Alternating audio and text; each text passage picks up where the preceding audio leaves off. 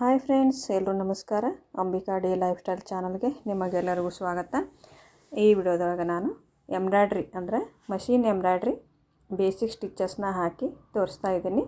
ಫಸ್ಟಿಗೆ ನಾನೊಂದು ಈ ರೀತಿ ಬಿಳಿ ಹಾಳೆ ಮೇಲೆ ಯಾವ್ಯಾವ ಡಿಸೈನ್ಸ್ ಹಾಕ್ತೀನಿ ಅಂಥೇಳಿ ನಿಮ್ಗೆ ಡ್ರಾಯಿಂಗ್ ಮಾಡಿ ತೋರಿಸ್ತೀನಿ.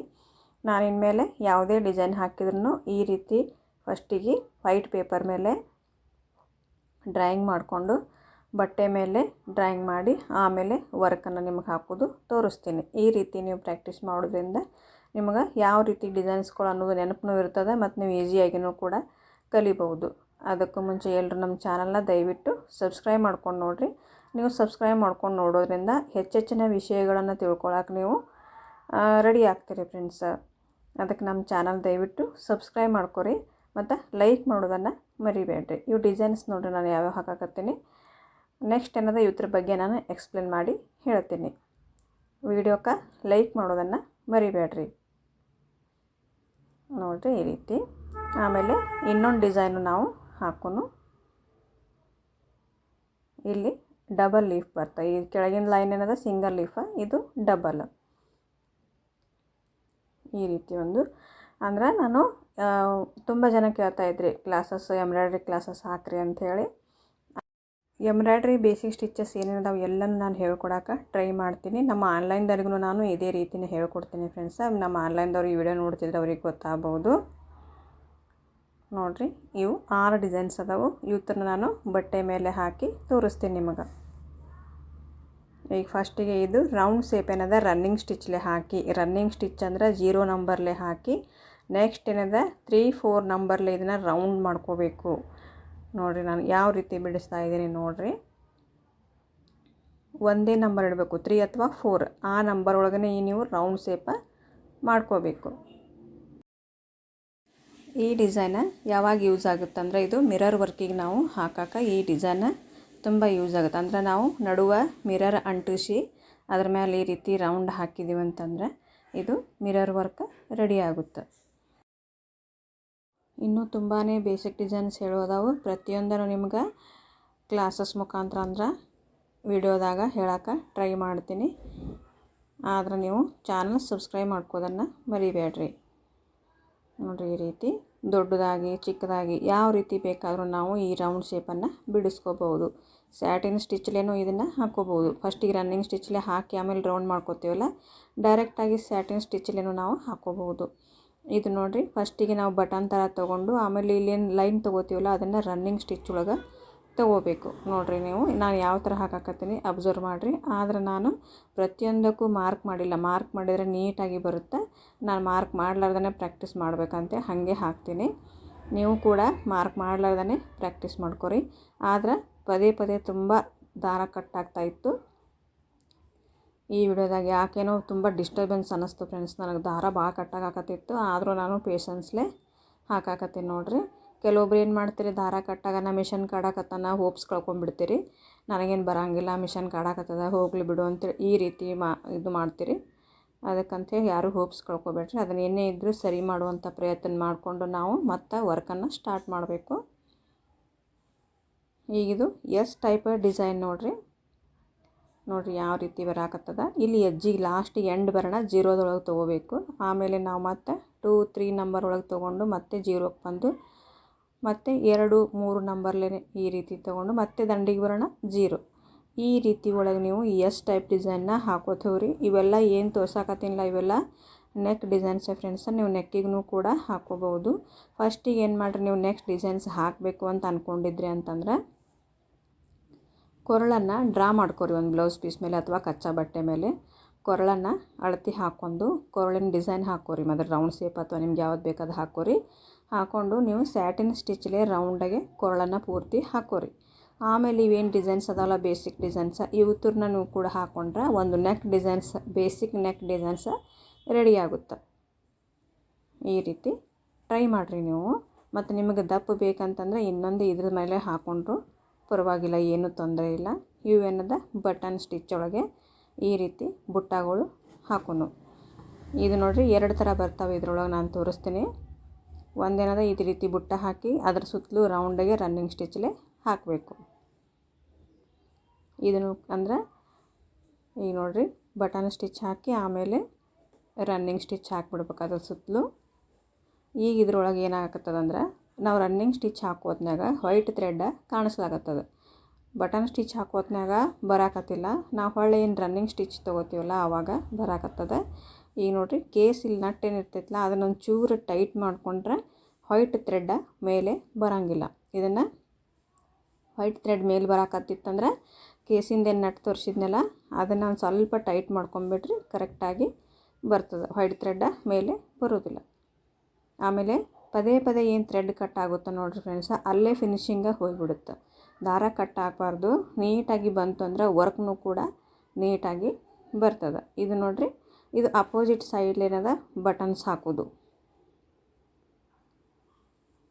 ನೋಡ್ರಿ ಯಾವ ರೀತಿ ಹಾಕಕತ್ತೀನಿ. ಅಪೋಸಿಟ್ ಸೈಡ್ ಒಂದು ಈ ರೀತಿ ಹಾಕಿ ಅದ್ರ ಎದುರಿಗೆ ಇನ್ನೊಂದು ರೀತಿ ಹಾಕೋದು. ಅಂದರೆ ಇನ್ನೊಂದು ರೀತಿ ಅಂದರೆ ಅದೇ ಸ್ಟಿಚ್ಚೆ ಅದ್ರ ಎದುರಿಗೆ ಹಾಕೋದು.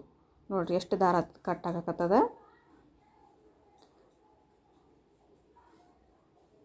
ಆಮೇಲೆ ಅದನ್ನು ಸರಿ ಮಾಡಿಕೊಂಡು ಮತ್ತೆ ನಾನು ಕಂಟಿನ್ಯೂ ಮಾಡಿದೆ.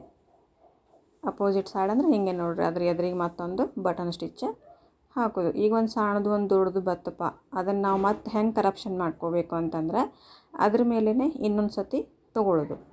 ನೋಡಿರಿ ಈ ರೀತಿ ಇದೇ ಸ್ಟಿಚ್ ಮೇಲೆ ಅಂದರೆ ಬಟನ್ ಸ್ಟಿಚ್ ಮೇಲೇ ಇನ್ನೊಂದು ಸತಿ ಒಂದೇ ಸೈಜ್ ಒಳಗೆ ತೊಗೊಳ್ಳೋಣ. ಈ ರೀತಿ ನೀವು ಪ್ರಾಕ್ಟೀಸ್ ಮಾಡಿರಿ. ಈಗ ಫಸ್ಟ್ ಹಾಕಿವಿ ಮತ್ತು ಹೆಂಗೆ ಮಾಡಿದ್ರೆ ಅದ್ರ ಮ್ಯಾಗೆ ಹಾಕಿದ್ರೆ ಬರೋಬ್ಬರಿ ಬರ್ತದನ್ನು ಅಂತ ಹಾಗಿಲ್ಲ. ಈ ರೀತಿ ಕರಪ್ಷನ್ ಮಾಡಿಕೊಂಡ್ರೆ ಯಾವುದೇ ತಪ್ಪಿಲ್ಲ. ಸೆಂಟ್ರ್ ಒಳಗೆ ನೀವು ಗೋಲ್ಡನ್ ಕಲರ್ಲೇ ಒಂದು ಸಣ್ಣ ಬುಟ್ಟ ಹಾಕಿದರೆ ಇನ್ನೂ ನೀಟಾಗಿ ಫಿನಿಶಿಂಗ್ ಆಗಿ ಬರ್ತದೆ. ಇದು ತುಂಬ ಥ್ರೆಡ್ ಕಟ್ ಆಗಿರೋದ್ರಿಂದ ಈ ರೀತಿ ಡಿಸೈನ್ ಬಂದದ. ಆಮೇಲೆ ವೈಟ್ ಥ್ರೆಡ್ನೂ ಕಾಣಿಸಾಕತ್ತೈತೆ ಇದ್ರೊಳಗೆ ಕಾಣಿಸಾಕತ್ತಿಲ್ಲ, ಯಾಕಂದ್ರೆ ನಾನು ಕೇಸ್ ಒಂದು ಸ್ವಲ್ಪ ಟೈಟ್ ಮಾಡಿದೆ. ಈಗ ನಾನು ಲೀಫ್ ಡಿಸೈನ್ ಹಾಕಾಕತ್ತೇನೆ ನೋಡಿರಿ. ಇದ್ರೊಳಗೆ ಅತಿ ಚಿಕ್ಕದಾಗಿನೂ ಹಾಕ್ಬೋದು, ಮೀಡಿಯಮ್ ಸೈಜ್ನೂ ಹಾಕ್ಬೋದು, ದೊಡ್ಡ ಸೈಜ್ನೂ ಹಾಕ್ಬೋದು. ಎಲ್ಲನೂ ನಾನು ಈ ವಿಡಿಯೋದಾಗ ತೋರಿಸೀನಿ ನಿಮ್ಗೆ. ಈ ರೀತಿ ನೀವು ಡಿಸೈನ್ಸ್ ಪ್ರಾಕ್ಟೀಸ್ ಮಾಡೋದನ್ನು ಕಲಿತು ತುಂಬ ನೀಟಾಗಿ ಪ್ರಾಕ್ಟೀಸ್ ಮಾಡಿದ್ರಿ ಅಂತಂದ್ರೆ ಯಾವ ಕಂಪ್ಯೂಟರ್ ಎಂಬ್ರಾಯ್ಡ್ರಿನೂ ಬೇಕಾಗಿಲ್ಲ ಫ್ರೆಂಡ್ಸ್. ಮಿಷನ್ನ ಅಷ್ಟು ಲಕ್ಷ ಕೊಟ್ಟು ಇನ್ವೆಸ್ಟ್ಮೆಂಟ್ ಮಾಡಿ ಮತ್ತು ಕೆಲವೊಬ್ಬರು ಅಷ್ಟಷ್ಟು ದುಡ್ಡು ಕೊಟ್ಟು ತೊಗೊಳಕ್ಕೆ ಆಗ್ಲಾರ್ದವರು ಇರ್ತಾರೆ. ಪ್ರತಿಯೊಬ್ಬರಿಗೆ ಈ ರೀತಿ ಕಲಿಬೇಕನ್ನೋ ಆಸೆ ಇರ್ತೈತಿ.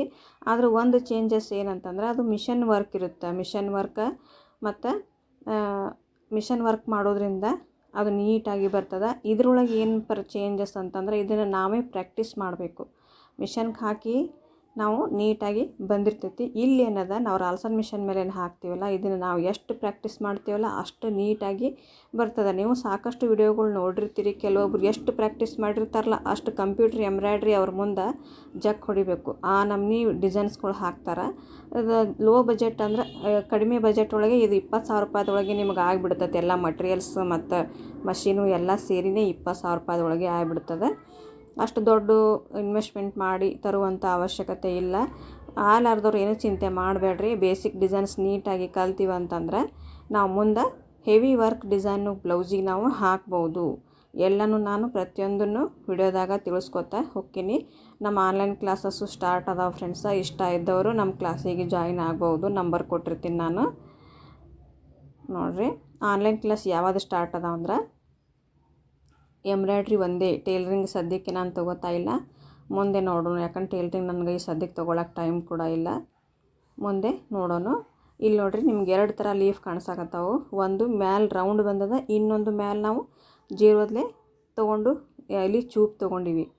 2 ಥರ ಲೀಫ ಹಾಕೀನಿ. ಈ ರೀತಿ ನೀವು ಕೂಡ ಪ್ರಾಕ್ಟೀಸ್ ಅನ್ನೋದು ಮಾಡಿರಿ. ಯಾಕಂದ್ರೆ ಬಜೆಟ್ ಇದ್ದವರು ತೊಗೊತಾರೆ. ಲೋ ಬಜೆಟ್ ಅಂದ್ರೆ ಬಜೆಟ್ ಇಲ್ಲಾರ್ದವರು ಕಂಪ್ಯೂಟರ್ ಎಂಬ್ರಾಯ್ಡ್ರಿ ಮಿಷನ್ ತೊಗೊಳಕ್ಕೆ ಆಗ್ಲಾರ್ದವ್ರು, ಲಕ್ಷ ಕೊಟ್ಟು ತೊಗೊಳಕ್ಕೆ ಆಗಲಾರ್ದವರು ರಾಲ್ಸನ್ ಮಿಷನ್ ಮೇಲೆ ಕೇವಲ ನೀವು 15,000 - 20,000 ಇನ್ವೆಸ್ಟ್ಮೆಂಟ್ ಮಾಡಿ ಈ ರೀತಿ ಕಲಿಬಹುದು ನೋಡಿರಿ ಫ್ರೆಂಡ್ಸ.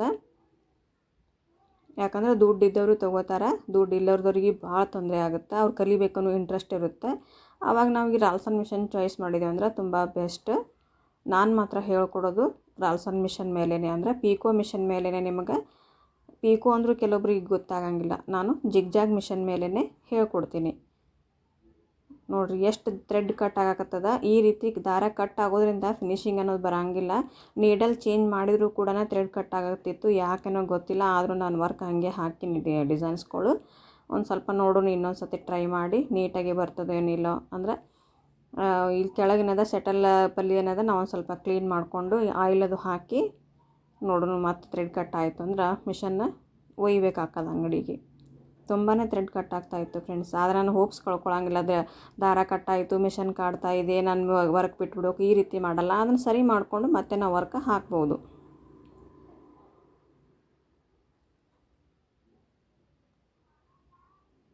ನೋಡಿರಿ ಈ ರೀತಿ ನೀವು ನಾನು ಸ್ವಲ್ಪ ದೊಡ್ಡ ಸೈಜ ತೋರಿಸೀನಿ. ನೀವು ಸಣ್ಣ ಸೈಜ್ ಲೀಪ್ ಹಾಕಿ ತೋರಿಸ್ರಿ. ಯಾಕಂದರೆ ಬ್ಲೌಸ್ಗಳಿಗೆಲ್ಲ ನಾವು ಸಣ್ಣ ಸೈಜ್ ಹಾಕಿದ್ರೇ ನೀಟಾಗಿ ಚೆನ್ನಾಗಿ ಕಾಣಿಸುತ್ತೆ.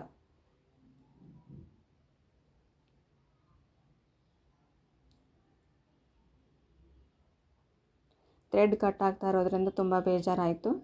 ಇಲ್ಲಿನೂ ಕೂಡ ನಾನು 2 ರೀತಿ ಒಳಗೆ ಲೀಫನ್ನು ಬಿಡಿಸ್ತಾ ಇದ್ದೀನಿ. ಇಲ್ಲಿ ನೋಡ್ರಿ, ಇದು ಕಟ್ ವರ್ಕ್ ಥರ ಒಂದೊಂದು ಲೀಫು ಒಂದೊಂದು ಥರನೇ. ಅಂದರೆ ಈ ಕಡೆ ಲೀಫು ವೇರಿಯೇಷನ್ ಬರ್ತಾವೆ.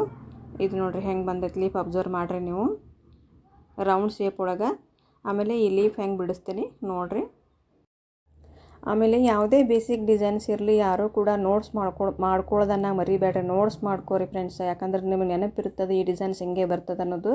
ಡಿಸೈನ್ಸ್ಗಳು ಹಾಕ್ಕೊಂಡು ಇಟ್ಕೋರಿ ನೀವು ಒಂದು ನೋಟ್ಬುಕ್ ಒಳಗೆ. ನಾನು ಇನ್ನೂ ಚಿಕ್ಕ ಚಿಕ್ಕ ಟಿಪ್ಸ್ಗಳು ಏನಿರ್ತಾವಲ್ಲ ಎಲ್ಲನೂ ಹೇಳ್ಕೊಡೋಕೆ ಪ್ರಯತ್ನ ಪಡ್ತೀನಿ. ನೋಡಿರಿ ಡಿಸೈನ್ಸ್ ಈ ರೀತಿ ಬಂತು. ಇನ್ನು ಕೆಳಗಡೆ ದಾರ ಈ ರೀತಿ ವೈಟ್ ಬರಬೇಕು, ಪೂರ್ತಿಯಾಗಿ ವೈಟ್ ಬರಬಾರ್ದು, ಈ ರೀತಿಯೇ ಬರಬೇಕು ನೋಡಿರಿ ಇದು. ಆಮೇಲೆ ಒಟ್ಟೆ ನಾವು 6 ಡಿಸೈನ್ಸ್ ಅದಾವೆ ಫ್ರೆಂಡ್ಸ್ ಇದ್ರೊಳಗೆ. ಈ ರೀತಿ ನೀವು ಪ್ರಾಕ್ಟೀಸ್ ಮಾಡಿ ಕಲಿಬೋದು. ಇನ್ನೂ ಹೆಚ್ಚೆಚ್ಚಿನ ಬೇಸಿಕ್ ಡಿಸೈನ್ಸ್ಗಳು ನಾನು ಹಾಕೋಕ್ಕೆ ಟ್ರೈ ಮಾಡ್ತೀನಿ. ಅಲ್ಲಿವರೆಗೂ ನಮ್ಮ ಚಾನಲ್ನ ಸಬ್ಸ್ಕ್ರೈಬ್ ಮಾಡ್ಕೊರಿ. ವಿಡಿಯೋ ಇಷ್ಟ ಆದರೆ ಲೈಕ್, ಶೇರ್, ಕಮೆಂಟ್ ಮಾಡೋದನ್ನು ಮರಿಬೇಡ್ರಿ. ನಾನು ರಾಲ್ಸನ್ ಮಿಷನ್ ಮೇಲೇ ಎಲ್ಲ ಡಿಸೈನ್ಸು ತೋರಿಸ್ತೀನಿ. Bye friends.